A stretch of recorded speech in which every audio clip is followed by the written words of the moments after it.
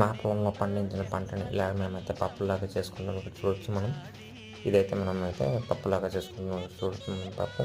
So మనం ఎలాగైతే మనం పప్పులాగా చేసుకోవచ్చు. సో ఇదైతే మనకి రోల్ అనమాట. సో రోల్లోనే మనకి చాలామంది నా చిన్నతనం నుంచి అయితే ఇదైతే నేను చూస్తున్నాను.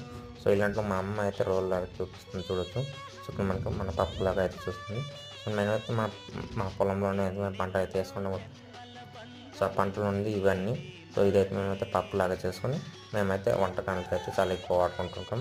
సో చాలా పాతకాలం లాంటి పద్ధతి కానీ మేమైతే మేమైతే యూజ్ అయితే చేస్తున్నాం. సో మీలో ఎంతమంది అయితే ఇదైతే చూస్తుందో అనేది డెఫినేషన్ కామెంట్ అయితే చేయండి.